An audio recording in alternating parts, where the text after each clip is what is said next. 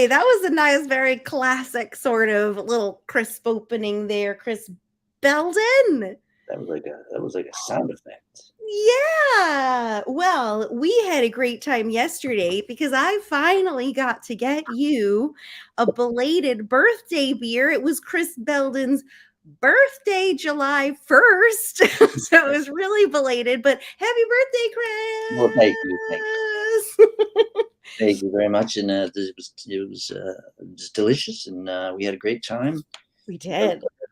We also had some French fries and some out of this world Brussels sprouts that Honey mustard go, Brussels, go people. figured. These Brussels sprouts were to die for.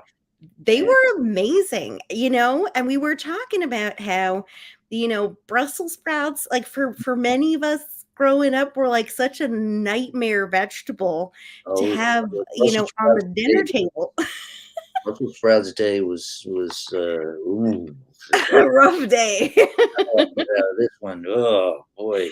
Oh, but these last few years at these different like pubs, breweries, small plate places, at least I have noticed that Brussels sprouts have gotten some very yummy sort of makeovers to what like maybe was the stereotypical scary nasty Brussels sprouts Yeah, of our childhoods.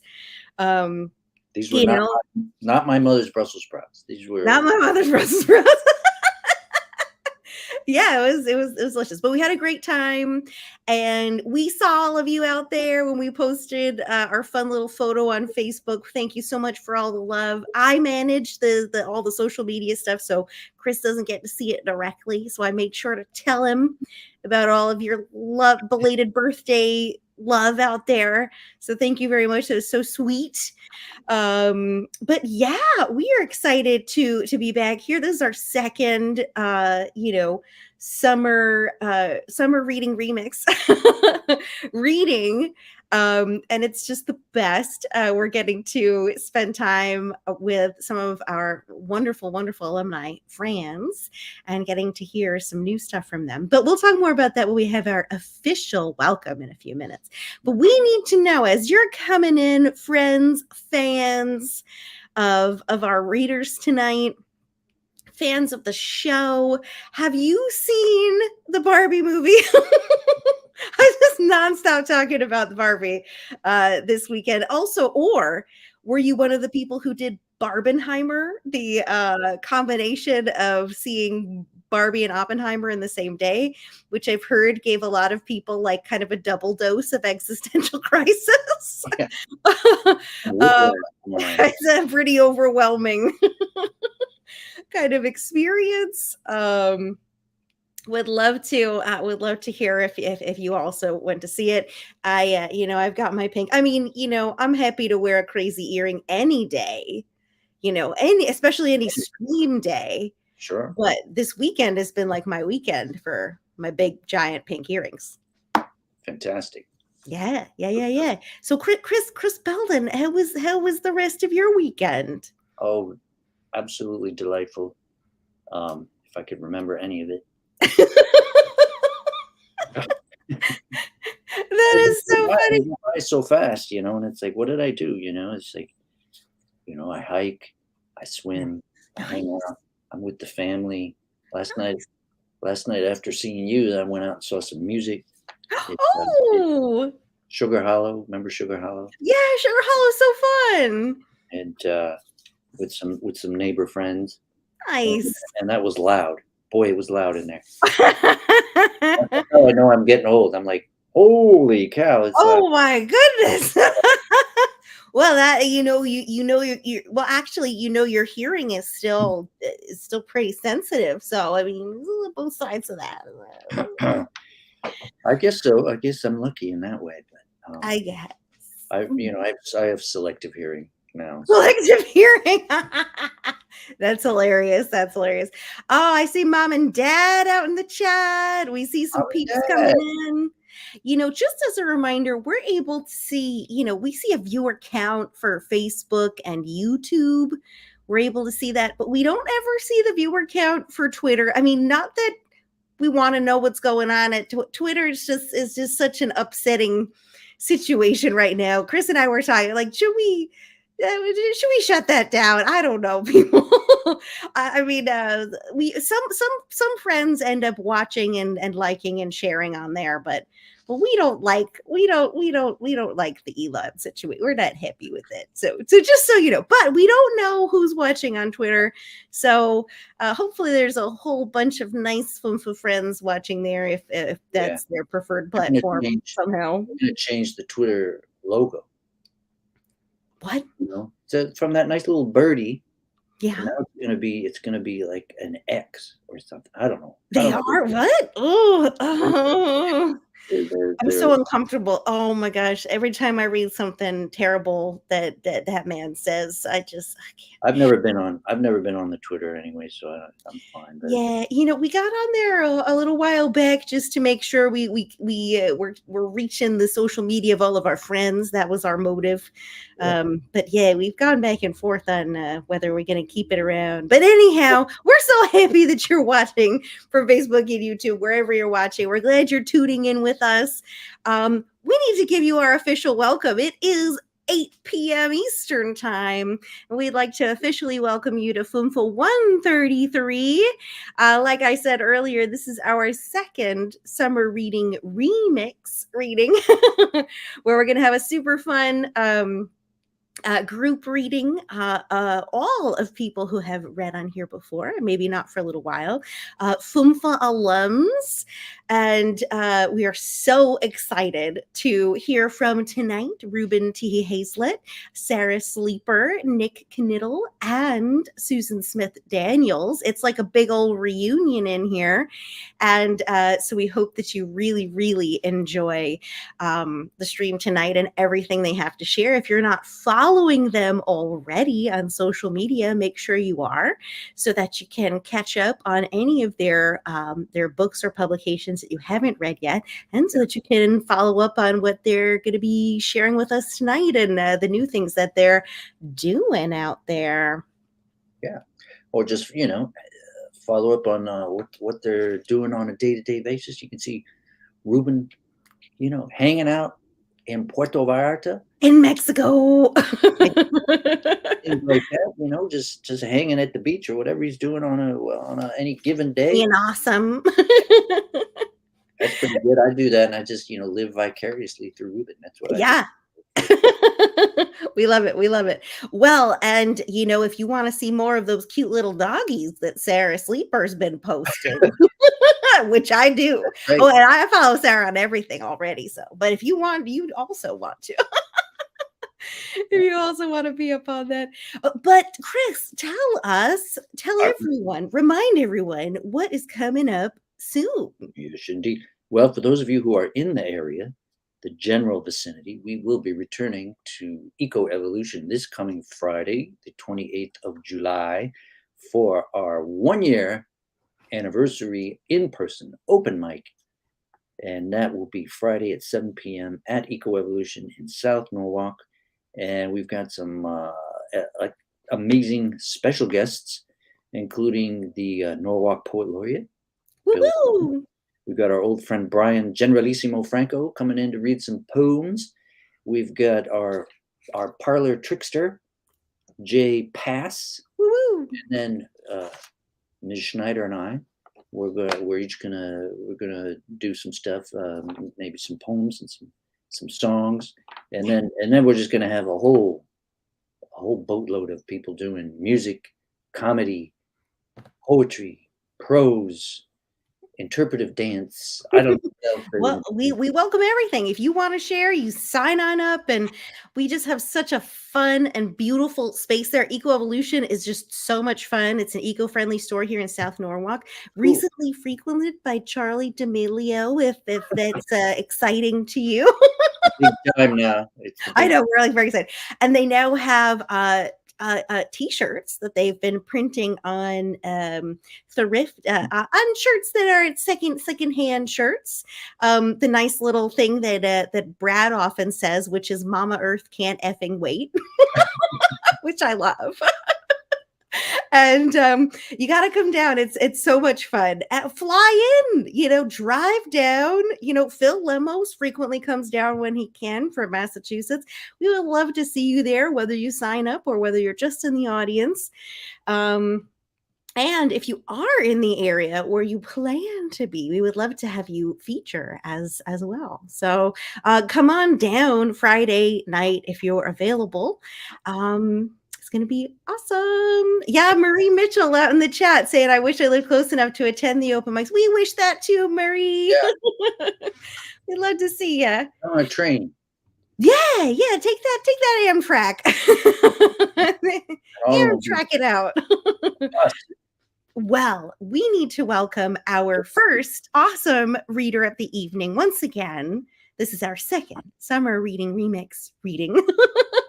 And we're very excited to welcome up first Reuben, Tihi, Hayslett. Hey, Reuben. Hello. How are you? I'm doing good. Yeah, I'm in Puerto Vallarta, Mexico, chilling out. I do go to the beach and see the sunset. I did that like 4 times last week. Amazing. Oh my gosh. I would too. That sounds absolutely wonderful. It's like so close to your new apartment too.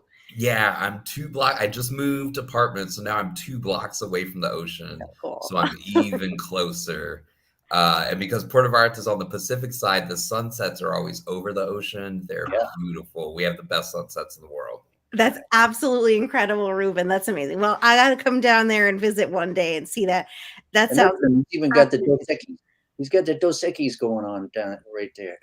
Nice. All right. Well, let me read Reuben's bio without further ado. Reuben Tihi Hayslett is a queer writer, activist, and storyteller currently living in Puerto Vallarta, Mexico. His fiction and nonfiction has appeared in The Splinter Generation, the Oregon Literary Review, the Surreal South Anthology 2011, Translit Magazine, and the Mary Sue blog. Tihi's debut short story collection, Dark Corners, was named Best Fiction Book of 2019 by Kirkus. He has an MFA in creative writing from Fairfield University. Woo! All right, take it away, Reuben. Cool. Yay. So I'm going to read from my newly finished manuscript, which will be published probably next year. The only thing I will tell you is that this story takes place, the science fiction, takes place on the moon in the year 2247. Okay, so I'm just going to get started. He got it from a steam blast, I tell some of the other contracts at Eggs. We were about 8 or 9, playing hide and seek in all those places we shouldn't have been able to get into. I always hid in the ceiling panels because I was always climbing everything. Tigre liked making skinny, so he's in one, crouched down behind a radiator. The Ramirez was old and we didn't know any better. Valve crack. He must have been this close to it. I put my hand up to my nose. 4 streams of steam like lasers got him right in the face. The way he screamed, I say, I used to hear it in my sleep for years. Some of the younger contracts shudder and then ask me more questions about the historian, but part of my brain is still stuck in my memories. Tigre's parents never showed up at the med bay. It was just my mom and me. I knew it wasn't my fault, but I felt responsible for him. I was too young then to understand guilt. My mom held me tight around my shoulders as the med bay doors slid open and a med tech walked Tigre out into the hall. My mom stepped in to sign him out, and I went straight to hug my friend, but he put his arms up and pushed back against mine. Don't look at me, he shouted. After Eggs, some projects tell the coding team to go back to their barracks and pack. It's an order from corporate. The first thing I pick up is my family drawing, fold it and zip it away in my chest pocket, which is good because Elm barges in just in time to miss me sneaking contraband. Her dull brown hair is pulled back tighter than usual, so tight the corners of her eyes stretch. I don't like this snake, she says. She doesn't help me pack or even try to stand out of the way. She's just in my room, taking up space, and I have to maneuver around her to stuff my clothes and tools into different bags. Elm keeps talking. A historian's never moved contracts onto a ship. Then she steps in my way to get my full attention. Now, I don't have rank to report him, but I do have rank on all of you. I'm a head taller than her, And if we were anywhere else, this threat would look laughable. She says, the historian's only here for a rope. Don't let him fuck you up for the next couple of years. The seven of us coders waddle down the corridor to the bubble, each of us with at least 3 bags strapped or slung over our shoulders. Everyone else has already started their work for the day, so the walk is long and silent. All I hear is the thuds of our footsteps and the grunts of our breathing. A project meets us at the gangway and scans us for our room assignments. Go figure, we're all in subdeck D. The ship will be able to hold about 8,000 people at full capacity, but while it's being built, only a handful of projects or corporate staff live on board. Still, they put us contracts on the lowest possible level. They tell us to just drop our bags off and get to work. We can unpack after dinner. I fixed the wind in the farm room and reprogrammed the cars in the urban room before lunch. The rest of the day I spent coding the neon room. I decided to make it brighter not by lightening up the black, but adding more neon streaks and biosyncing new ones to spin and spiral around you as you walk. Right before quit time, my arm pad lights up. It's a message from Tigre. I want to see how the AI syncs in the red room. Meet me after dinner at Centipedes. The conceptual boards for the red room were Bug-Eyed Casino, and I spent 3 rotes programming spinning roulettes and giant jackpot tallies before a corporate yelled at me that it was supposed to be literally bug-themed. Centipedes has a signature undulating bar that slowly crawls along the perimeter of a big dance floor in the center. Tigre is sitting on a spiny leg stool when I get there, wearing a bright yellow tunic that goes down past his knees, and maybe nothing else.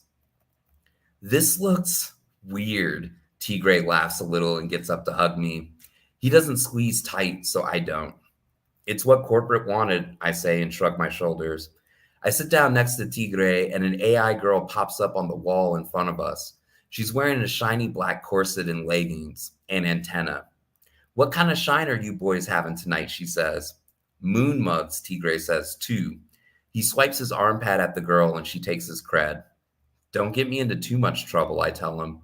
Tigre smirks at me, bending the lines above his eye. I won't tell if you won't. You know why corporate wants all these bugs? He asks. I don't.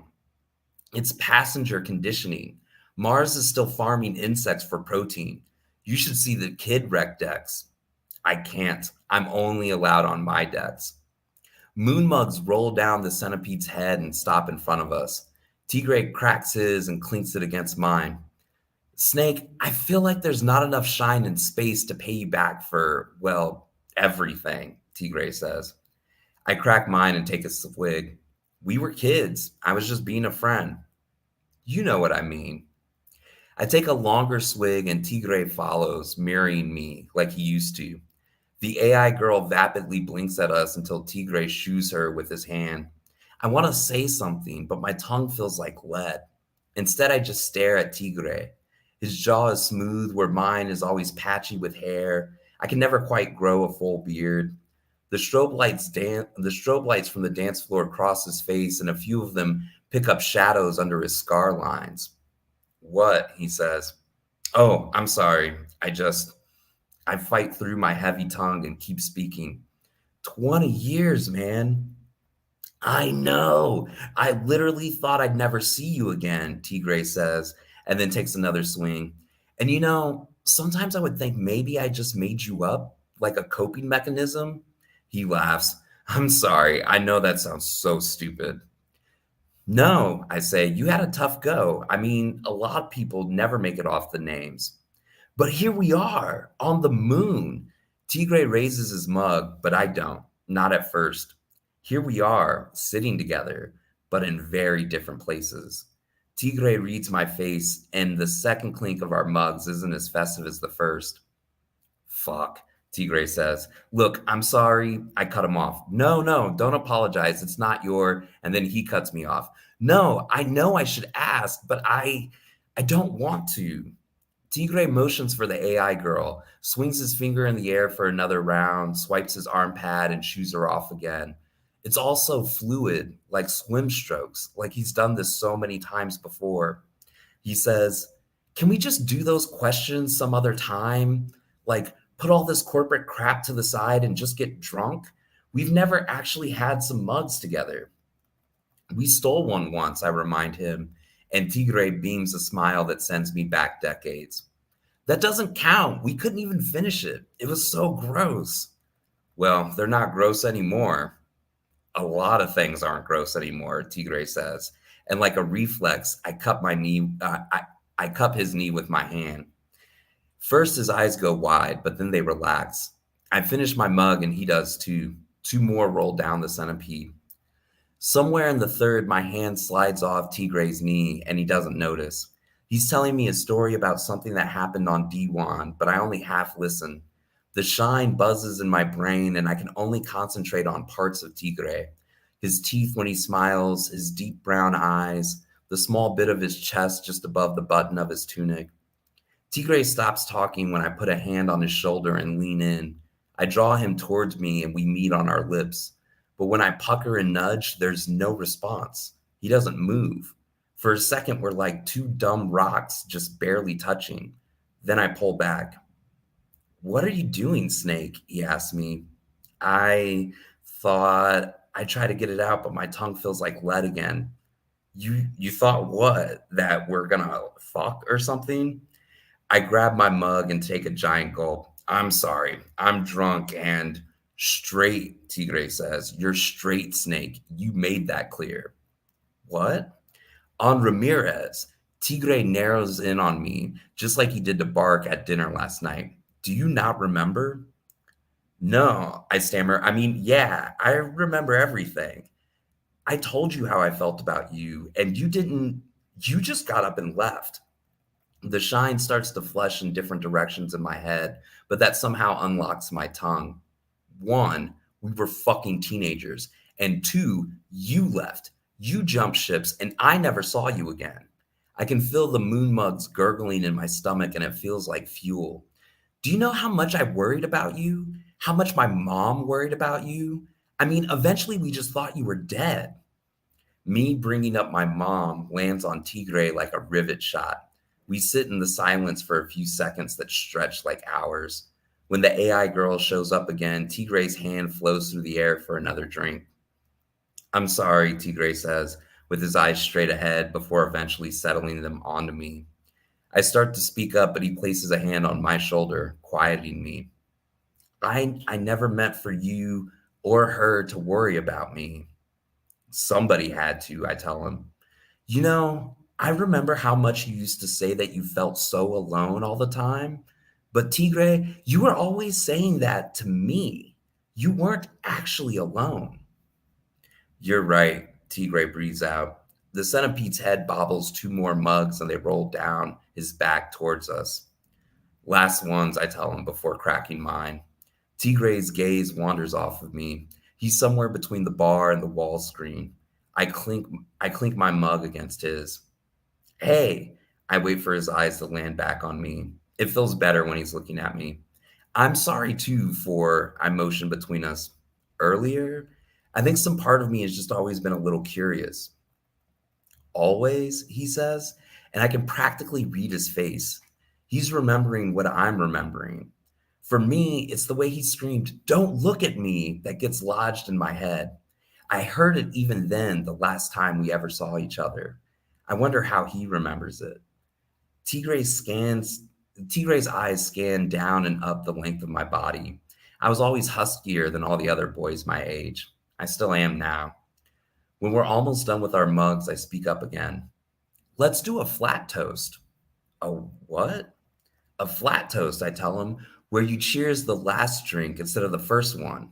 They don't do this in the colleges? Tigre shakes his head. No.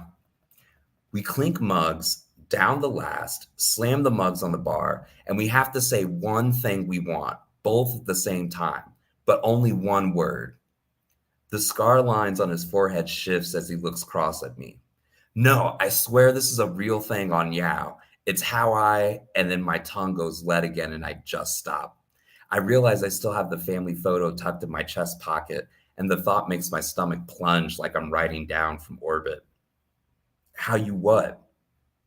I actually crack a bead of sweat at my hairline before I'm finally able to open my mouth and make words. No, never mind. It's late, Tigre. We should go. Tigre puts his hand on my shoulder again. No, he says, let's do the flat toast. I don't know if it's his touch or just being touched that steadies me, but I'm back in the moment. The red and yellow lights bounce off the dance floor and play around the wall in front of us. Tigre's tunic has this metallic stitching that picks up the light, but I'm in a dirty slate gray coder suit. And the both of us are here sitting at a centipede bar on the moon, far away from anyone who's ever known us before. One word? One word of what we want? Yes, I tell him, and we have to say it at the same time. We clink mugs, and I study Tigre as we throw them back. Our mugs land on the centipede's back like a bass thump. I tell him, you. He tells me, freedom. Thank you. Oh my God, Reuben! Okay, you know how to suck us all into a story and get us totally hooked. Okay, I don't even know where to start. Obviously, I am super involved in this relationship. You revealed so many tantalizing things that I need to know more about, and just also the like space future. This world that you've created is just so fabulous and fun and funky, and you had me. I was there. Yeah. Just fabulous work. Fabulous work. Thank you. Reuben, what you may have said it and I missed it, but what's the title of this? Oh yeah, I didn't say. So the title is Orbital Bebop, which was my working title the whole time I was working on it. And now that I finished it, I'm like, no, I think that's the right title. I love it. It's so much, and wow, what a fun title too. I mean, you're not going to get this reaction of like, oh, everybody like, oh, what everybody has that title, Yeah. No, that's great because it's like, I mean, you get the jazz, right? The and sci-fi mixed together, which is completely new, and then you can just like you can go crazy with just like bebop, and Yeah. it's very cool. That's a great title. I actually did a lot of little bit of research into what bebop is, because like really I got this from a song lyric from like a super gay song in the 80s, but it's always stuck with me. But I was like, what does it mean? Like, what does an orbital bebop mean? Because it's such like a blending and meshing of different kind of like cultures, music, and different kinds of like ways of experimenting. And then like, so once I finished it, I was like, oh my God, this is the title of the book. It has to be. It has to be the title. It's fantastic. It's fantastic. That is, I love this. I love this bar. This. I mean, what a great idea. I need the whole book, and I need the movie version, and I need the in-person experience. Like Chris and I want to go to this bar right now. It's awesome. I'm not sure about all the AI, in terms of what I want to have, but it's I'm into it. This bar that kind of slithers around like a centipede I mean, that's cool. I'd go with that. And I can really see kind of the drinks just sliding out and just screens on everything. And just the way you kind of described our main character's job here being designing, these sort of interactive spaces that are so colorful and interesting, just super fascinating and incredibly imaginative, Reuben, just awesome. So this, this manuscript is, it's maybe I don't know how much you can tell us about publishing. Yeah, so it's. I don't want to put you on the spot in a bad way. It's finished. I do have a publisher who's strongly interested, so I'm waiting on a contract, and then it'll go through the editing. So this is also crazy because this is the first time I've read from like a book length work that has not been edited at all. It has been workshopped. I have like an online workshop group of other authors, but I haven't incorporated their edits yet. So that was like a rough draft. So I'm hoping the book will probably be out by like next year. I'm gonna bug my publisher again. Yes, please. Yes, do so and if, message us who they are. We'll bug them too, and we'll come at 'em. Be like, hey, what are you doing with our friend Reuben's That's right. manuscript? Okay. Come on. We need this book. Times are wasting. Let's do it. That's absolutely amazing, Reuben. And before we move on tonight, just tell us, how have you been? What have you been up to? I know we've talked a little bit about Puerto Vallarta, but Yeah. I moved to Mexico almost 4 years ago. I still have my same job in the US, but it's been amazing. I've like come to the conclusion that I'm gonna permanently make Mexico the home. amazing. So I'm going through that. Like, I'm not gonna give up US citizenship, but I'm Got it. working towards my permanent residence, my like permanent green card. Great. Which is interesting. It's a very interesting perspective of immigration. Like mostly what you hear in the U.S. is immigration going in one direction, Yeah. but Sure. there's actually a lot of U.S. immigration going the other direction, and Awesome. we don't hear about those stories. I think one day I will write about like my Oh, immigrant experience yes, because please. it's not what I expected, but it's been great, and I couldn't ask for anything better. That is absolutely amazing, Reuben. We are so happy for you. We're so happy about you getting this manuscript done. We're excited that you have this publisher very interested. We just need that contract, Yeah. and we're so happy for you that you're having an awesome life down in Mexico. We hope we get a chance to come visit you one day. Please come. Everyone is welcome to come visit. Just let me know. Like, I know a ton of different places to go and things to do. There's enough for whatever interests you have. Like, you will Yeah. have fun. I will make sure. Amazing. Oh my gosh, Reuben, that sounds absolutely amazing. All right, Reuben, Tihi, Hayslett, we love you. Thank you so much for your fabulous reading. Thank you for having me. Thank you, everyone. Thank Adios. you. Oh my God, Chris, kicking off the evening with an amazing start. Reuben, Tihi, Hayslett. Gosh, I need that book. I need to know what's going to happen here. I know. In space, and with these two gentlemen, going to be amazing.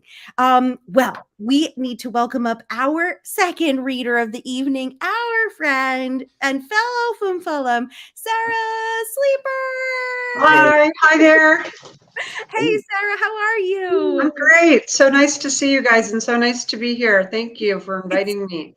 Yes, so nice to see you and be here together with you and so many of our friends that we remember. It's another little reunion night for all of us. Perfect. Yeah. All right, Chris, would Yes. you mind reading Sarah's? Of course, I would not mind. I'm happy to do so. Yeah. Sarah Z. Sleeper's debut novel, Gaijin, came out in 2020 to glowing reviews. Her short story, A Few Innocuous Lines, won an award from Writer's Digest. Her nonfiction essay on Getting Vivian was published in the Shanghai Literary Review, and her poetry was exhibited at the Bellarmine Museum. She writes a newspaper column on the local literary scene, hosts author appearances, and teaches writing at San Diego Writers Inc. That's INK. Prior to completing her MFA in 2012 at where else? Fairfield University, she was a reporter, winning 3 journalism awards and a fellowship at the National Press Foundation. Look for her on social media. You will find her. And take it away, Sarah. Okay, thank you so much. So I just decided to go on a topic or a theme for my readings tonight. And one is from a poem. One is a poem that's already been published. It's autobiographical, and the other is from a very long short story that I have condensed. So please pull me off stage if it's long, but I'm going to try to keep it really short on the short story. It's like a 25-page story, and I'm going to read like 3 to 4 pages. So hopefully that will work. So here's my first story, and I mean my first reading, and it's a poem. And if you know me, you know my favorite band is BTS. So this poem is called BTS World. It's an ode to my favorite boy band. Lost in La La Land, bubbles, fireworks, flying princes, over in 5 seconds, or 3 hours, or 24 hours. lost in BTS world, so far down the rabbit hole, with Abhan Man to entertain us, if not protect us from the throng. 60 or 90,000 strong.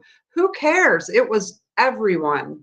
Lost in flowers, flames, Dior, pink rhinestones, glassy skin, tight jeans, flowing robes, body rolls, hip thrusts, sweet as you please sentiments, tears of joy on stage and off.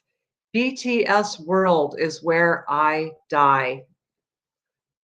So that was just a little lighthearted poem to get us going.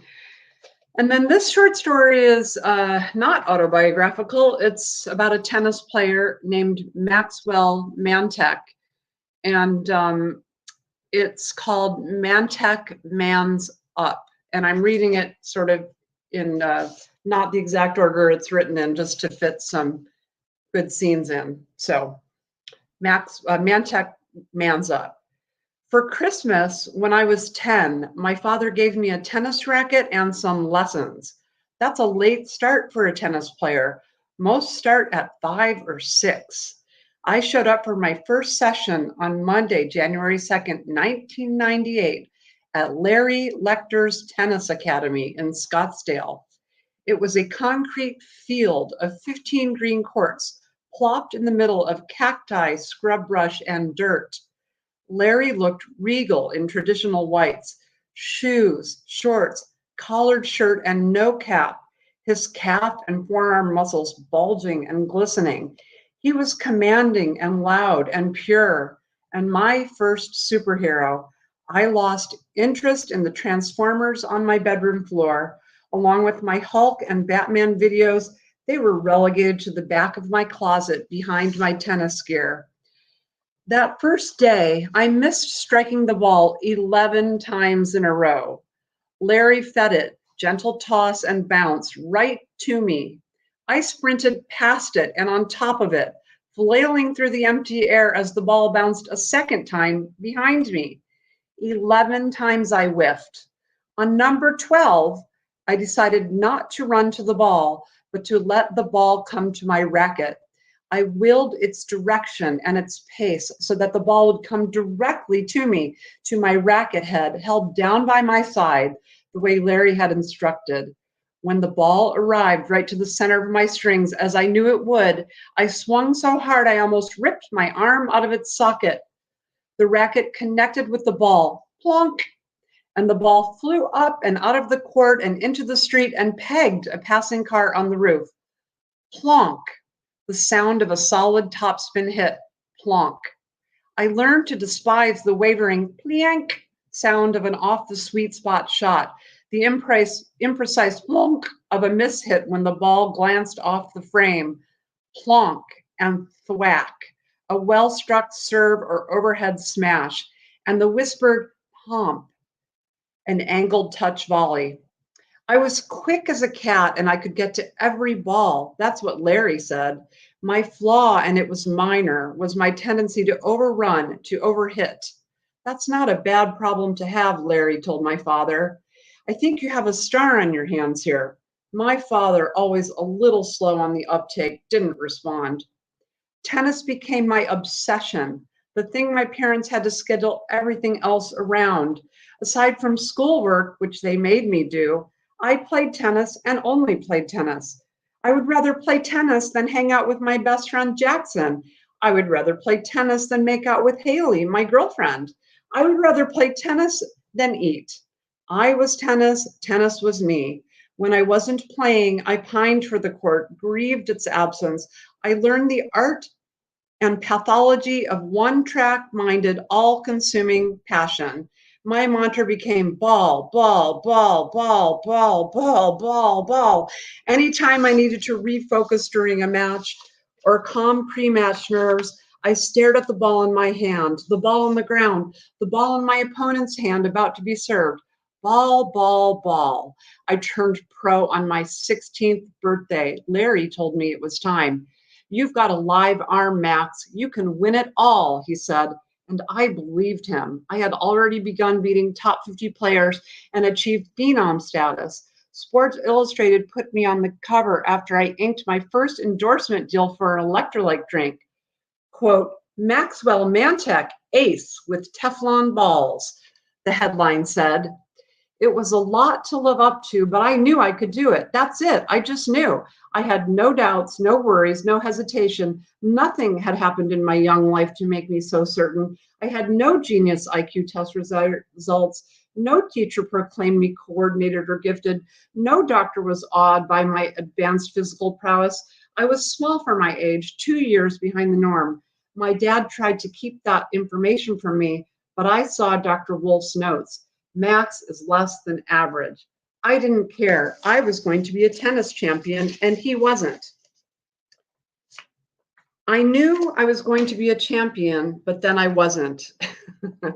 For 4 years, I didn't win a single tournament or title. I was outplayed, outquicked, outsized.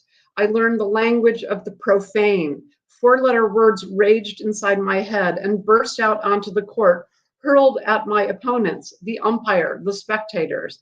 My shoddy performance ate away at my confidence and turned tennis from my first love to my toxic love-hate relationship. I made it to the quarterfinals every time and then lost. Not run-of-the-mill 4-6, 6-7, 4-6, 4-6 losses, but staggering, all-encompassing blowout losses. Love 6, love 6, love 6 every time. I had a quarterfinal curse and could not get past it. In Paris, June 2008, the TV microphone captured me calling Gilles Campo a cocksucker. I looked over to my box and Larry's head was in his hands. He hired psychologists, physiologists, psychiatrists, and prostitutes. Sleep with girls. That always helps me when I have the yips, he said, handing me over to Molly Battison. I was disgusted with her, with me. I paid her $500 and we ordered room service and she left. In late 2018, Sports Illustrated ran a sidebar article on its back page questioning my dedication, my stomach, my heart, my nerves, and my manners. Quote, sad Max, profane and past his prime? I think I should stop there for time, but I will tell you that there are 20 more pages, and I just will give you the spoiler that the quarterfinal curse is broken when his obsession turns from tennis to a woman. And then the headline in the newspaper says, Mantech mans up on and off the court. That's all I'm going to read. Sarah, that's awesome. Okay, so Sarah, you were just, well, I mean, the yips is something very serious and frustrating and terrible, but you were still bringing so much fun to us tonight. First of all, the BTS poem. I had to sneak that in there. If you know me, I have to sneak in something about BTS everywhere. So yeah. Well, that just made me so happy because I'm in, you know, the joy, the fun, Yeah. the feelings, the kind of twirling and movement that you get in that poem. It's just the kind of joy you have when you're listening, I mean, to BTS and any one of these, like, I guess, well, maybe not to you, but like for me, anytime I'm listening to one of like the biggest K-pop bands, I don't want to compare them to BTS because I know they have a special place in your heart, but like they're so much fun. It's so dancey, it's so joyful, it's well, sassy. you know, anyone who's a true fan of any particular genre of music or band over time Yes. feels the same way about, you know, and this is not the first time I've had a band crush. I had a crush on Leonard Cohen for a long time. You know Leonard Cohen? Awesome. No kidding. I saw him live 3 times. Yeah. Anyway. That's good. I love Leonard Cohen to BTS. You're going in the opposite usual direction, Sarah. It's hilarious. You know, it's all about the artistry, really. I'm not kidding. It's about the poetry of the lyrics a lot of times. Yes. So, yeah. Well, you know, I have some pivots like that in my musical, you know, tastes as well. You know, for these last few months, I've been just in love with Karia from the Eurovision. Nice. And I mean, and most of the time I'm listening to like some pretty serious music, but this week I've been listening to the Barbie soundtrack, having a great time. It's all good stuff. You need it all. You need it all. Yep, it's true. It's true. And it's it's good. It's good to have that range of musical taste and fun. I hope you like the tennis stuff too. Well, let's talk about it, because that was fantastic. That in a really short space of time, that we were able to really get this picture of this person with this incredible passion, this sort of meteoric rise, and then this terrible, just hitting this wall. It's overwhelming. Everything that I've read about this is just such an incredible level of anxiety and disappointment that with the yips. But I think from what I know, like professional athletes, tennis or otherwise, have to be absolutely obsessed to be any good. They have to be absolutely. So I was just writing a guy who is in that mode, but he switches his obsession later to a woman, and his tennis strangely improves when he. I love it. Well, it kind of have you, Sarah? Have you seen that Netflix show, Breakpoint? I think it's called. No, I have not, because I don't have Netflix.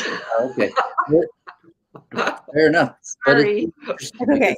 I play actual tennis though. They follow these tennis players who are kind of at that level, who are always getting close, Yeah. But then there's like the Djokovic's and Nadal and stuff, and they're trying to break through to become the next generation and they're always, and it's part of the whole thing. It's like so psychologically, intense for them. Because they're always losing. They're just like, only one person wins all the way. It's like, and everybody else loses. Right. It's hard in an individual sport like that, and I don't want to gab for too long because you have other people, but I just, I find the mindset of a professional athlete very interesting. Yeah. And I just, this story is pretty long. It's like 30 pages long. And I haven't published it, but I hope to. Yes. We're hoping for you, Sarah. I have one quick question before you go. That for this particular story, what inspired you here? What was swimming around in your mind that was just like, I gotta write about this character. I have to write about this.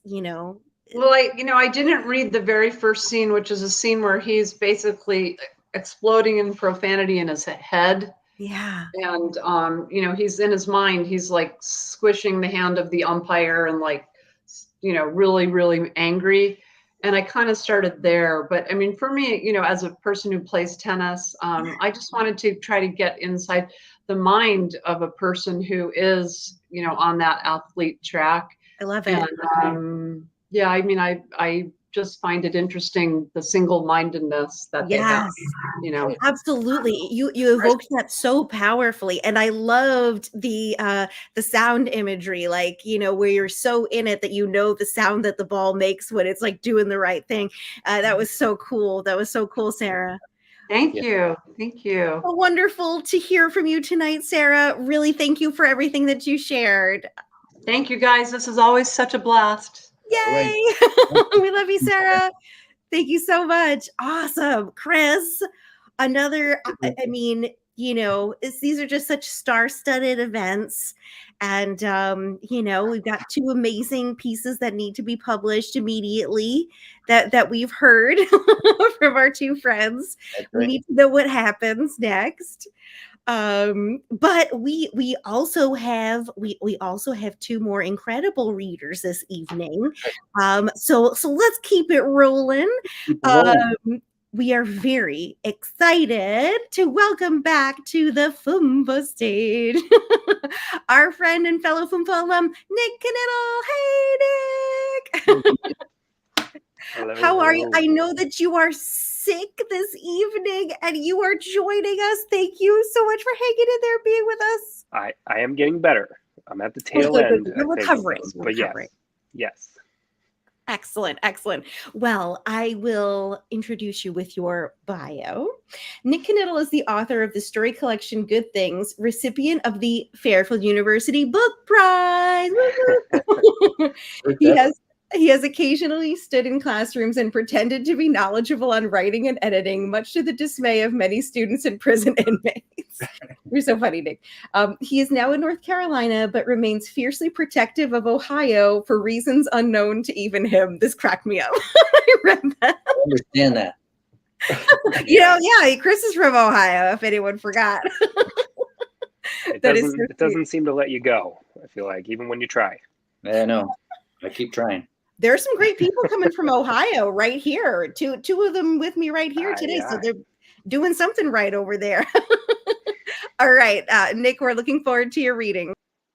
Sure. Yeah. Thank you both. I have a piece here that's in progress. This is sort of the first maybe quarter of it. I'm not quite sure yet, but it's called Homeworld. There's something up with Clarence. He says it's allergies, but his eyes have the red ringed look that screams insomnia. Nobody else is paying attention, though. With theatrical ease, he pauses to look at us above his reading glasses before starting in on the next chapter of his space opera. We're all ready. He left us at a cliffhanger. Now, Captain Kit Gareth makes it to the prison planet Cabassus, where Celestial, his long-sought love, is imprisoned by the evil Goremonger. Appropriately, Captain Kit gets in a scuffle with the royal guards outside Celestial's cell, and he finishes them off with devastating karate chops to the head.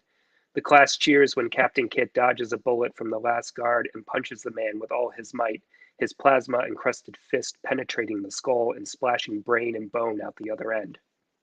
When it's over, Tempest asks, "Is the gore necessary?" The other guys groan, and Tempest tries to back up her comments.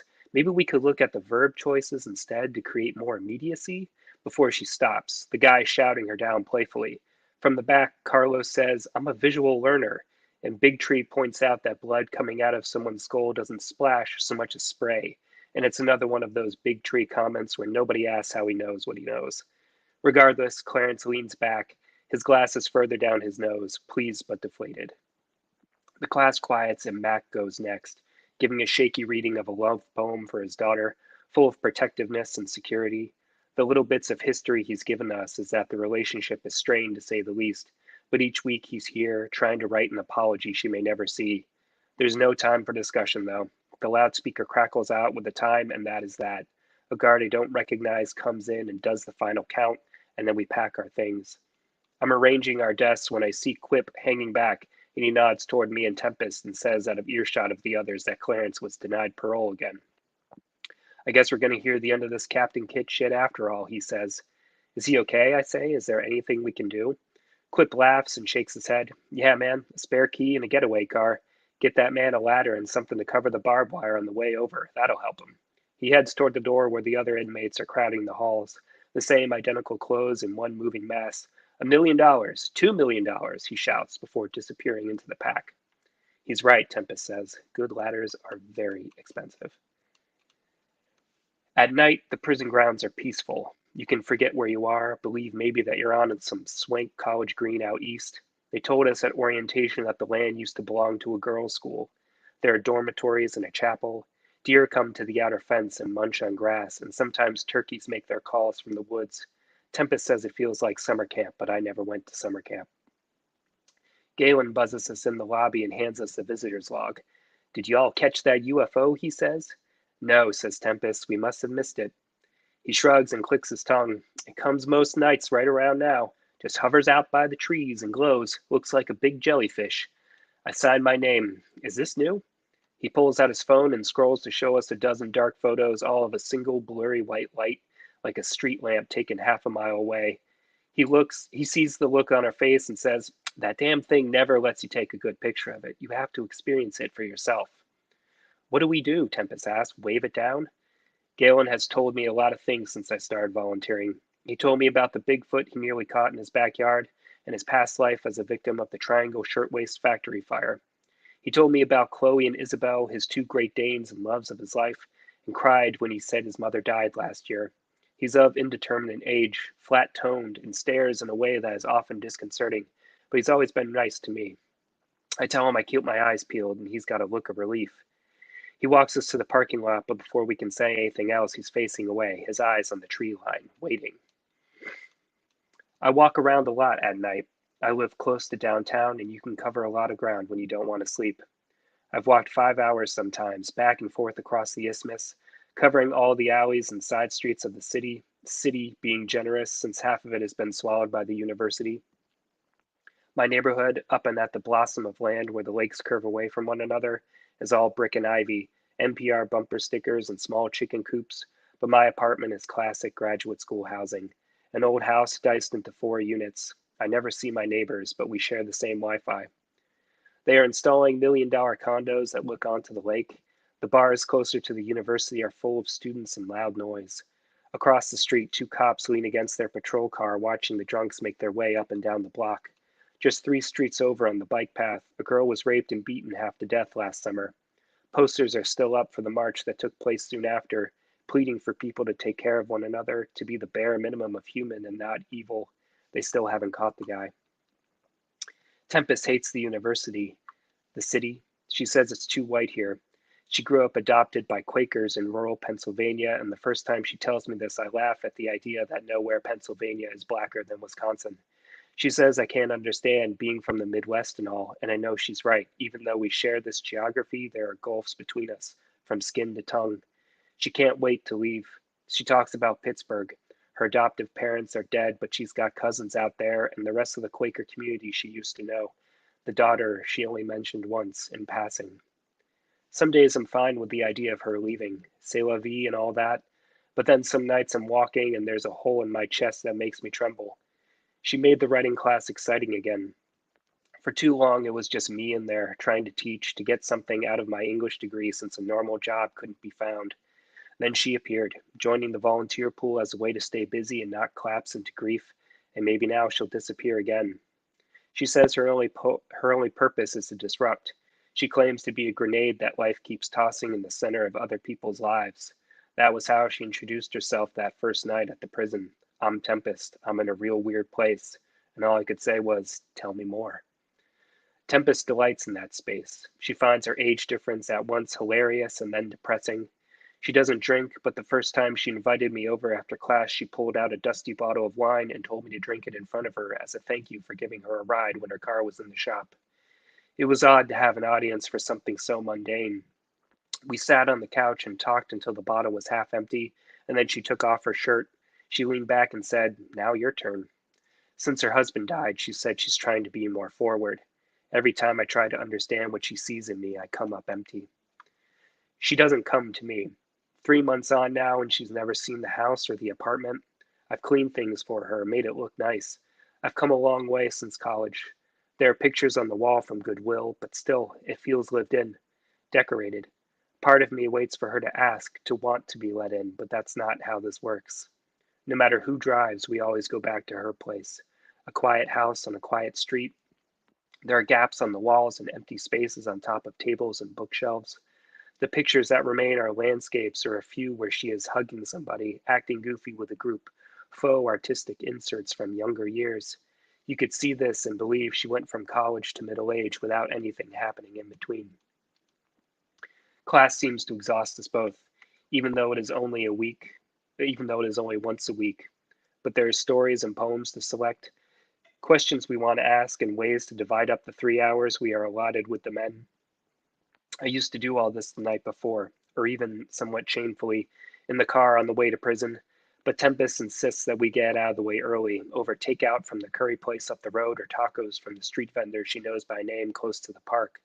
She leaves extravagant tips, a holdover from her days working in restaurants. I see the numbers and try not to show my surprise. Like her daughter, finances are mentioned once and non-specifically. She is comfortable in her life. Galen says there's been a rash of sightings up and down the state. The internet message boards are full of people comparing pictures. A farmer a few miles upstate fired a shotgun at a glowing craft he said was messing with his cows, and claimed the buckshot made a noise like a dolphin when it hit. The UFO swerved and dumped the liquid outside his barn that smelled like diarrhea and then flew off. Somebody else pointed out these sightings seem cyclical, occurring every few months to years. There's a headline from the 70s that says unidentified lights were seen in the same area as now.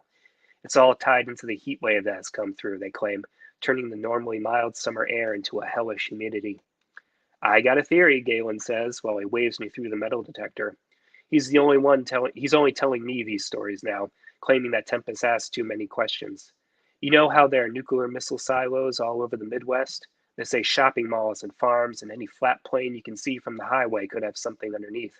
That's what draws them in, the radiation. Aliens love them.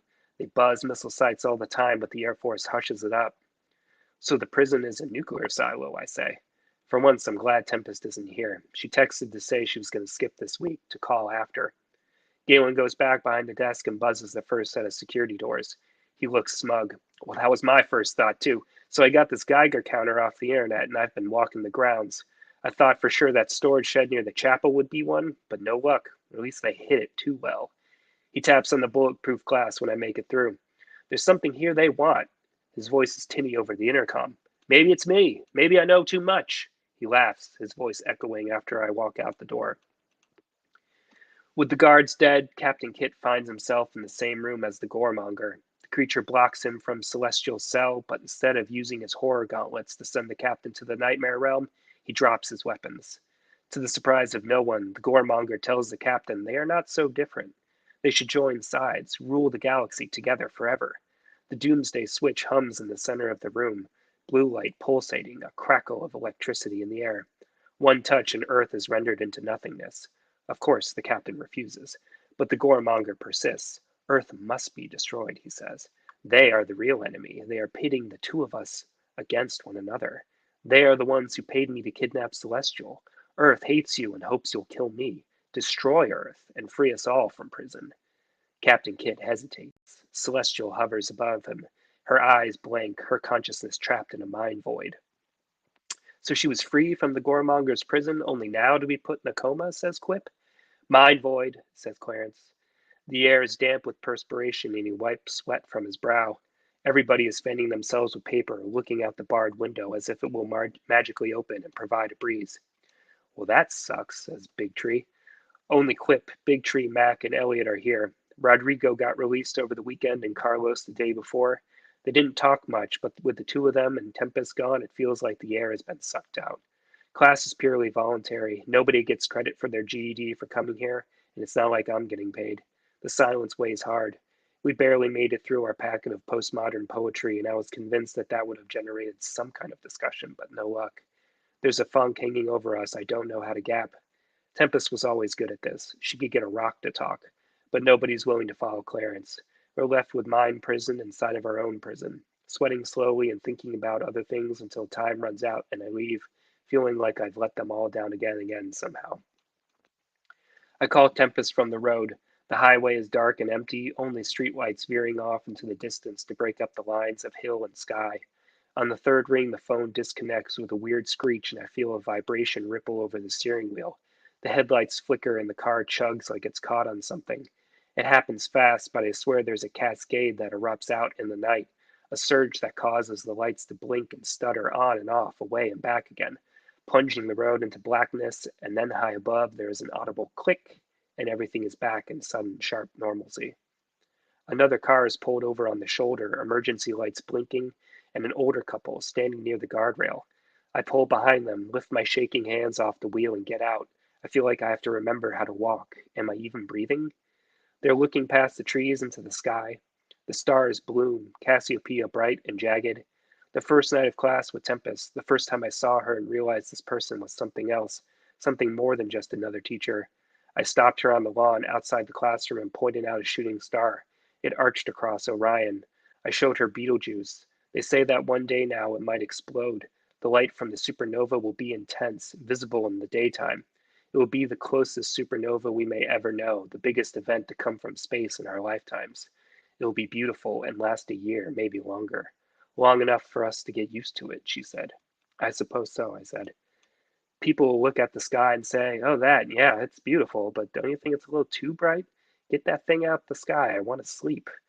The couple noticed me coming close. How about that, the man says to the woman next to him. I bet he saw it too. Saw what, I say. She rolls her eyes. Please don't ask. Thank you. Nick Knittel! Oh my God! So beautiful and powerful and poignant and funny and like a scene from our writing life, you know, doing the prison volunteer teacher situation. Oh my God, there's so much to talk about here, but just really moving, really lovely, Nick. Chris, wasn't it just fantastic? It was amazing. And you know, I mean, having spent many years working in a workshop in a prison, I love you know, that whole scene, Totally. you know, of those, well, multiple scenes in the prison, and then, you know, combining it with this like UFO sci-fi element, Yo. and then also a love story. I mean, it's just like there's so And much it going on. was just so seamlessly, so So much beautifully going on. woven together, and, you know, they're sort of resonating with each other, these different sort of, like, areas that are coming together, Thank you. I just really, really lovely, and, like, in that little space of time, we got to know, you know, these characters and to feel for them, and you know, just really beautiful, and just kind of dwell in that scenery, and also that feeling of like, you know, you kind of really care for and love this person, but this feeling that they're about to leave, that it's not going to last, and you evoked that so powerfully. Wow, Nick, really love it. So when can we get this in our hands? Is it are you sending it out? Is it Oh, tell us it's not everything. even finished yet. I don't Oh my even know. God. Yeah, no, this was like Frankenstein together. So, No. Well, yeah, it's this is alive. the thing. It is Yeah. alive. Tell Yeah, us this more has about this. been, I've been trying to write something about, I mean, this originally started as, I think, 4 different stories that were eventually combined. And then, you know, even that, I'm still trying to finish it and figure out Yeah. what happens. So it's been a journey with it in particular. Right. Well, you know, that's so funny. That's so funny to hear you say that, because it felt so seamlessly together. Like, you know, as us not knowing that, it came together just sort of so beautifully. So we're rooting for you, Nick. Thanks. That's wonderful. So is going to be like a longer short story? Is this a novel? Is this a collection? Is this a I thought this would be part of something. I also have another manuscript that I thought would be a collection of short stories that's now kind of merged into a novel, and I thought this would be part of it, but Ooh, it doesn't fit anymore. So this might just be standing on its own for right now. I Yeah, see. the other one, I mean, that is also another work in progress. We're trying to Nice, figure nice. out where it goes to. Yeah. Yeah, So Nick, are you you're in North Carolina now. yeah. Were you working in the prison up in Wisconsin, or? Yeah. A lot of this is pulled just from my Yeah. memories in Wisconsin of being there, and that, I mean, that itself was a very surreal experience, being on the prison and feeling like any one of these could just have been, you know, college students sitting inside instead of Yeah. inmates. It was very strange. Right, Yeah. right. So that's great. But so you're not doing that anymore, though. Like in North Carolina, you haven't. No, I tried when I first moved down here, but there was they have a different set of rules regarding volunteering in the prison system Yeah. here. I see. And there was so much red tape that I think the person that I was working with, it just didn't materialize, Yeah. unfortunately. It's Oh, hard. It's weird. It's weirdly difficult to get into prison. Yeah, You know, I mean, you kind of have to commit a crime to get in there sometimes. But yeah, yeah. I remember in Madison, they were like, tell your friends, tell anybody, come join, right, please. right.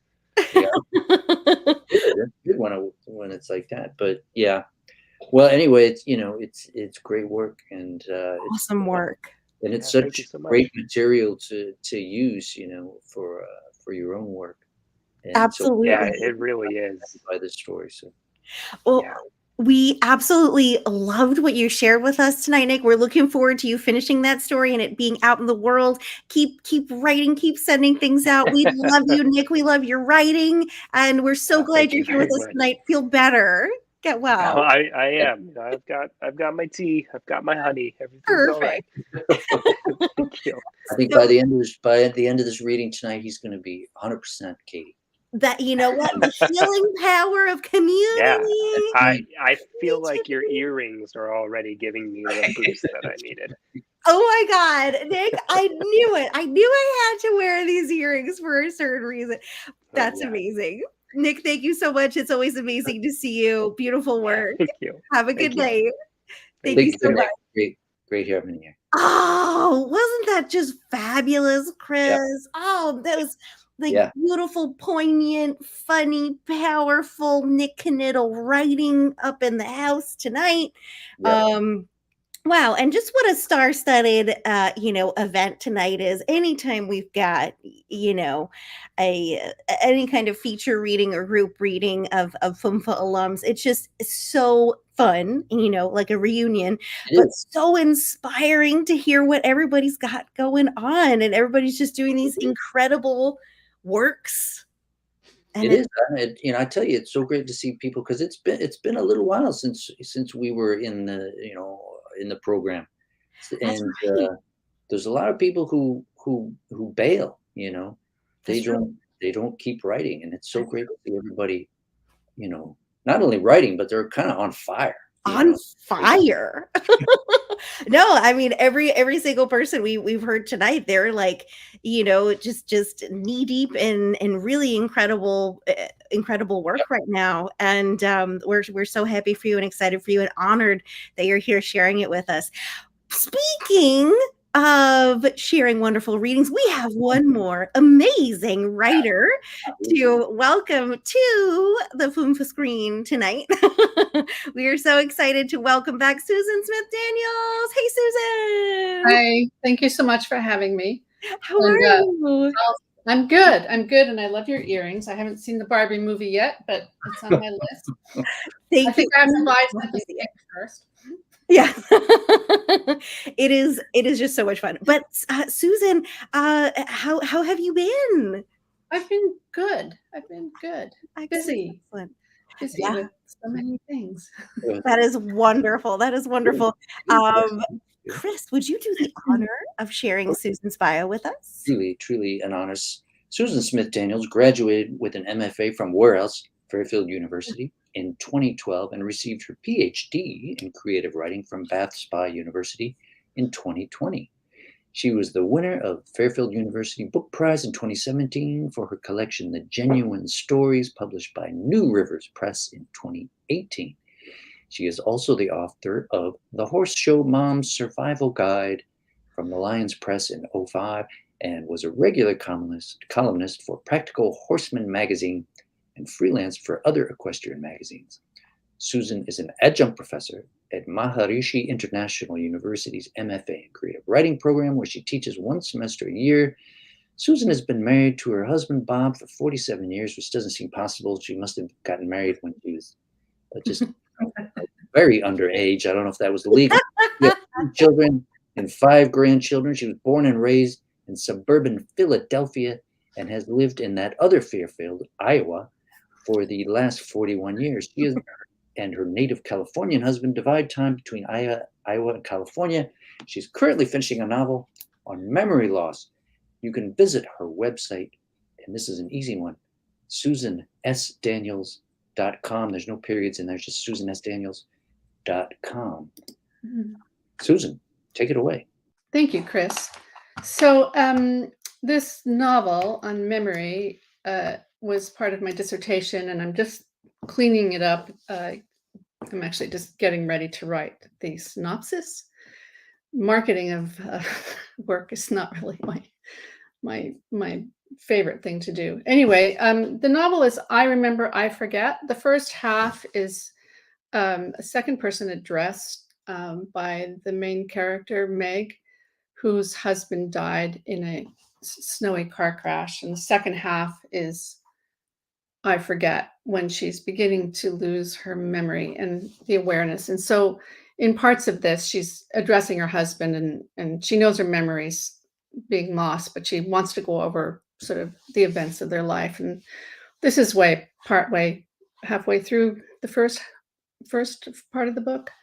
Her husband's been dead for a little while, and she's just talking to him. I tried to sleep you away, and by you, I mean what happened to you. But instead of the dread that comes between sleep and wake, the moment where you know you will be waking to a terrible altered life, and you cling for a few moments at least to some silky dream of a different reality, you haunted me at all times. There was not even a border between waking and dreaming, and the dreams, well, there were none where life seemed okay, normal, back to normal, better than normal, or at least an absurd fantasy made of netherworld beings and peppered with a few scary parts. I would take that, scary parts and all. I wanted that. But none of that was there because whether I was awake or dreaming, you were gone. There were so many things I couldn't bear to face. The incessant ringing of the phone, the doorbell, harbinger of well-wishers and food deliveries, the cards of sympathy the mailman pushed through the slot in the door every day, mounds of them, the notes from school teachers, the stalwart efficiency of your mother. She was careful with me in the immediate days following the funeral, and I don't know how many days were like that.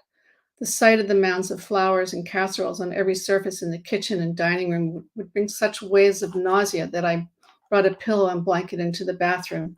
I took many short naps in there, comforted by the cold hardness of the tile. I thought of you, cold and sleeping and undreaming. Of course, there was life outside our bedroom door despite my non-participation. Aside from fielding phone calls and caring for the children those early days, your mother labeled casseroles and put them in the freezer in the garage. Remember the freezer? The one she insisted on buying even though we didn't want it? Not only did we need to keep it in the garage, making room to not interfere with the cars, but I also needed a step stool to give me the ability to reach down and haul things out of its yawning cavern. We ate for months out of that freezer.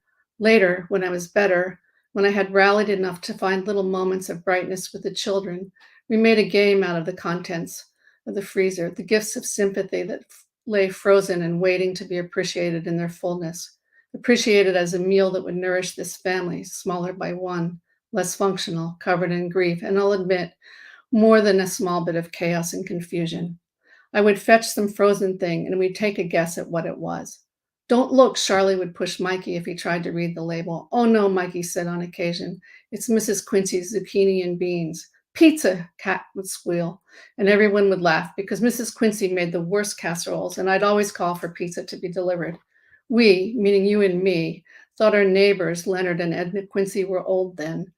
They are still here, still old, just older. They have been faithful neighbors, kind to me, kind to the children over the years. I so admired their fidelity, was so happy to celebrate their 50th anniversary with them and their children. For years, I watched them take walks down our lane to the trail every morning when the weather would allow. I watched the way Leonard would put one hand on the small of Edna's back, the way they were engaged in conversation, the way new lovers can be, as if they were constantly learning new things about each other. 2 years ago, Leonard fell and broke his hip. He recovered after several months with the help of Edna and Lola, the physical therapy assistant sent out by the agency. She's my age, a dark-rooted blonde with 3 divorces behind her. They fell in love, Leonard and Lola. That's what Leonard said when he left Edna and moved in with Lola over in Fillmore. Remember Fillmore? We used to doubt the viability of that small town, but it hangs on, gas station, convenience store, and the ever-popular and owner-changing catfish house. Population up by 1 if you count Leonard. The Quincy's children are good to Edna. I don't think the 2 daughters speak to Leonard anymore. Edna comes over for tea a few times a month. She seems pretty philosophical about the whole thing. She told me that she hated making casseroles, that all those recipes were from Leonard's mother, and he never liked trying new things. But before the casseroles and little jokes and surprising moments of normalcy, there was the black hole of time. Me interned in the bedroom, ignoring everything that could be ignored and responding with one efforts to the things I couldn't. 3-year-old Kat was a challenge, of course. Despite everything, the sleepless nights and crying and tantrums and imperturbable will to get her way, she was your girl through and through. Do you remember how she only had eyes for you? How she'd push her older siblings away if you were giving them a hug? She was like that with your dad, and Mikey has been her favorite for years now. She wanted you, Jack. Charlotte and Mikey knew the permanence of your loss. I'm not saying they didn't grieve, they did, and perhaps I'll get to that at some point, but that's a different story. All the ways in which the loss of a parent is an ongoing reality of a child's life. But Kat couldn't understand. Where were you? Where's Daddy? She would ask throughout the day and more at night, the times when she knew you should be there. I have to tell you now, because I'm not sure I told you when you were alive. But every time you took a trip, she would ask, where's Daddy? And I'd say then, he's on a business trip or some such thing. And she would always say, but why? Over and over again, but why? So fierce in her desires still. But then she would come after me, pounding my thighs with her little fists. I want Daddy. I wonder if she had a sense that she would get less time with you than the rest of us, that she needed to get all of your attention before you left. She's my girl now, despite the fact that she has all of your genes. Large bones, height, flat, broad cheeks, and stand-up hair. She is your mother too, at least physically. Even now, she could doppelgang the heck out of your mother's wedding photos. They don't get along, your mother and Kat. A bad confluence of wills. That's the way I've always seen it. Only enough space for one headstrong person in the room. Different approaches, of course. Your mother is the rule enforcer, Kat the rule breaker. I don't know how time passed in those first weeks. If time is fluid, then it froze like a lake in winter. I holed up in the bedroom for what seemed like days or sometimes weeks, but I know that's not possible. I didn't really miss you in those early days. Grief and missing are two very different things. Grief is an egoist, gobbling up all the space in the room. I couldn't think, I couldn't plan. I was feral in some ways. I often hid in the closet when I heard your mother coming down the hallway towards our room. Do you remember the kerfluffle over the closet when we were remodeling the house before Kat was born? I guess it was really over the size of the little nursery office. Yes, that's what happened. I mismeasured. Weeks spent with little pieces of paper signifying a crib, a dresser, a rocker, and then a changing table, and then more pieces, different colors. To be sure it would work out later as an office for me, desk, bookcase, filing cabinet. I had it all wrong. I couldn't put the crib up against the window. The bookshelf wouldn't fit across from the desk. The changing table and dresser wouldn't fit on the same wall. Stuff like that. They'd already put up the studs by the time I realized. We'd been so busy, distracted by the noise and dust that was impossible to avoid. Despite the strict timetable I'd given the builder for crew to arrive, despite the heavy curtains of plastic between the construction and the rest of the house, the plans and their little stickies seemed to shift around the house like gremlins in the night. We had to adjust, make the closet smaller. I can only remember so much, but it's hard to rouse the emotions I felt at the time. It seemed silly. Now, my obsession and disappointment with what was supposed to be a walk-in closet. I designed it to accommodate both of us, one side for each, but big enough for both of us to occupy at the same time. I had created a fantasy, a small vignette of our lives. I saw it so clearly in my mind's eye, like a film, of the early mornings before being called to duty by the children, us together in this small, quiet space, dressing and planning our day, small pleasantries. Me, oh, I love that shirt on you. You, oh, here, let me zip that up for you. Us, hope your day is perfect. I had racier versions, of course, the unzipping and rush to nakedness, the giddy shushes when a stray child would come looking for us and we pretended not to be there. In some imagined scene, the closet had a secret door behind the clothes and we would escape. I have no recollection of where in these imaginings we would arrive to on the other side of that door. I assume it was just some place where no one would find us, and we could always be our best selves. I was not my best self when the closet was finished and realized as I meticulously hung your clothes front to back, light to dark, shirts to trousers to jackets, and mine on the other side, blouses, pants, skirts, and then dresses, and found that there would never be enough room for two of us to dress side by side. There was barely enough room for one between the rows, I discovered while navigating the cat-filled balloon that was my belly. You didn't feel any disappointment about the closet. It didn't mean anything to you. You hadn't imagined what I had. Did you notice? I don't think so. The closet was just a flashpoint for the changes our lives were undergoing. The vignettes went up in smoke. Is it odd that I remember them now? The closet was more than an occasional hideaway from your mother. I wouldn't allow anyone in there, including the children. In the wild animal era of my grief, I felt needed to protect its ethos. It was the repository and vault of my tears and all the particles of your scent. I kept a basket of your dirty laundry and tended it like a priestess in a primitive cave temple. I would force bundles to my face and breathe like a glue sniffer looking for a hit of you. I folded and refolded your dirty clothes and noticed, as if watching from a distance, the greater care with which I did so, greater than I had ever done while you were alive. Other times I would lie under the hanging clothes on your side of the closet and was grateful for the slacks that brushed over my face. I knew which items held more of you than others. It was here one morning, while lying on the floor, I contemplated the idea of mass to weight quotient. I was losing mass, nearly a dress size, but felt heavier than ever, as if grief and gravity had their own ratio. I was contemplating this in a kind of vague, unformed way, until the crash and scream. I jolted out of the room as if I'd been catapulted.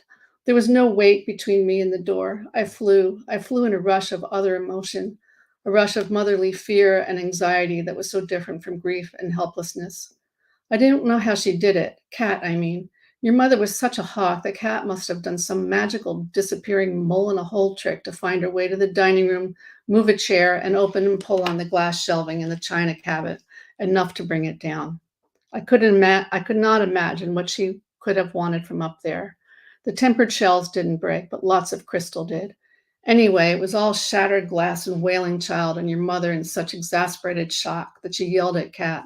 Yes, and me too. She yelled at me. For God's sake, child, she yelled at Kat, and then quickly rushed to pick her up. And then to me, get dressed. We have to take her to the hospital. There was a fountain of blood gushing from Kat's forehead, Vesuvius. I heard your voice in my head. Was that you? Were you hovering? Your mother drove, and I held our bleeding 3-year-old in my lap in the front seat. Why bother with safety belts? Why bother at this point with safety at all? It was a short drive to the hospital. They tried to strap Kat onto a table to do the stitches, but she only screamed louder and bled more. I held her on my knees, arms wrapped around her in restraint. Your mother knelt in front, tried to keep her distracted, at least until they numbed the area. She kicked your mother under the chin. Not hard enough to do damage, but still. I think we should sedate her, the ER doc said. I wonder why he hadn't suggested that at first, but I didn't ask. I had just noticed that it had been an hour since I thought about you or myself. Not thinking about someone, something, or someone isn't the same as forgetting, of course. You know that. By now, by this time in the present, I have not thought about you for so many hours, days and weeks, and even months even, if I added the hours together. Especially if I count all of my sleep time. Not a year, though. Not a year's worth of forgetting or not thinking about you. It wouldn't add up to that. And none of it consecutive, of course. Not a straight month of not thinking about you. The scar sits now like an apostrophe above Kat's right eye. The end. Susan, my heart. The grief, the way that you evoked these feelings of grief, the imagery of grief, this sort of numbness. And I have this quote here that I put in the chat. Also, where you're saying in the wild animal era of my grief, these different scenes, these different feelings that you're evoking are so palpable and painful, and we can certainly relate, but you evoke it so well. And then just in this last scene, this very like scary and intense scene that we have here, where you said where the character has seemingly not thought about her her husband for about an hour, and it says not thinking of someone isn't the same as forgetting, and it's just so powerfully done. Thank you. Beautiful. And I'm so interested in this structure, and I love this title. I remember, I forget. And then the first half and the second half, so this is from the first half. This is from the first half. She's a direct address to her late husband, which I love. Yes. And then the second half, how is that different from the first half? It's in the first person in the present.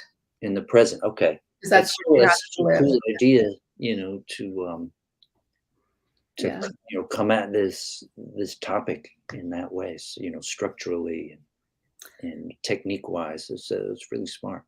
Really? Yeah, I'm not sure I could just like take responsibility for the smartness of it. It's how it is. It all evolves. Go ahead and take it.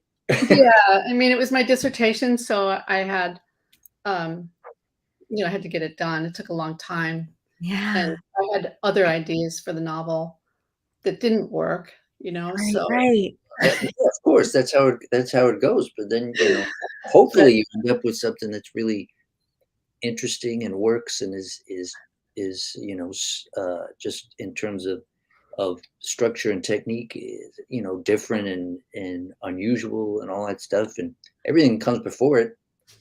You know, we all make mistakes until yeah, yeah, we yeah. find what you know we hope works. I And think, yeah, I'm at a point now where I'm ready to send take it credit back. for that. Geez, come on, Susan. I mean, I cut some out of that chapter so I could get in under the reading time. But my favorite thing is, I mean, grief is a hard thing to write about, and I don't Mm. want to write about it over and over again. But so I try and insert these little vignettes about the, you know, the local Yes. scene, Right. you know, Yes. life, you know, and just so there was a little bit there with the casseroles, but there's more. No, I love it, and it was so seamless because that is how it is.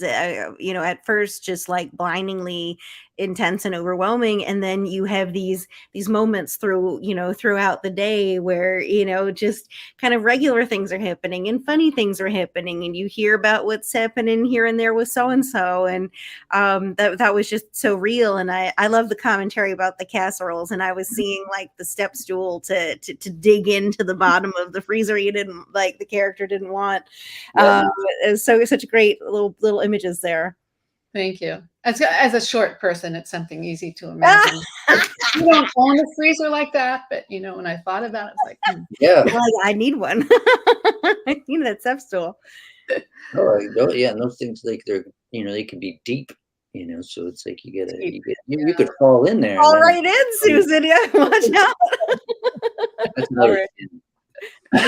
So funny. Yeah. Well, Susan, just a fabulous, fabulous piece from you. So,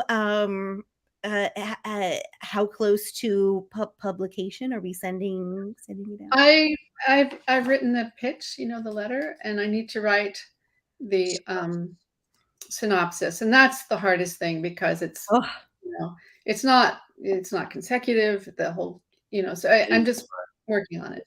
Yeah. right. Sounds good. All right, well, get on it, because, you know, We need to know what happens. you gotta get it out there. I have to do it before I lose my memory. Exactly. Exactly. And, you know, this is the whole process. The whole book process is it takes so long. So it's like, I know. you I know. gotta do I it. took some time off and teaching. I've been teaching the last 3 years, and I absolutely love it. But it's Wonderful. really time intensive. Oh, It's yeah. a low residency program, but I actually do lectures every week, and then they have, you know, so it takes, you know, when I'm It really teaching. does. It No really way. does. Even in your, you know, in your downtime when you're sort of disconnected. I mean, you know, you're thinking about, okay, what you need to do, what you need to prepare. I understand, right? Being a teacher, even when you're off duty, takes up a lot of your mind and heart and time. Yeah. And it really does. Indeed. Well, Thank you so much, you guys. And what you're doing is a wonderful thing, and I you. so fabulously admire your steadiness and constancy. Yes. Well, it has been our pleasure. It has been our absolute pleasure to get to reconnect with our community and to feature our friends, you know, since March 2020. We, you know, Chris and I we'll do a little official announcement. We're going to, you know, have a slightly different sort of schedule, a different sort of thing that we're doing as of this fall, but we love doing this with all of you, and it means so much to us. Thank you so much. Every time we hear, you know, that you know, people love it, it just makes it that much more, you know, worth it to us. Thank you so much, Susan. I think that everybody's still in the house Yeah. with us. If everybody doesn't mind getting back on screen to say Hey, good there, night real quick. come on. All right, we're putting you back on screen. Warning, very quick warning. Oh my God. Thank you so much to our amazing readers, guests tonight, Reuben Tihi Hayslett, Sarah Sleeper, Nick Knittel, and Susan Smith Daniels. One more round of applause for these incredible writers. What a night. Thank you so much for joining us tonight. We love you all. It means so much that you're here with us, and thank you to our audience as well. Have a good night, everybody. Have a good night. I'd love to hear from everyone.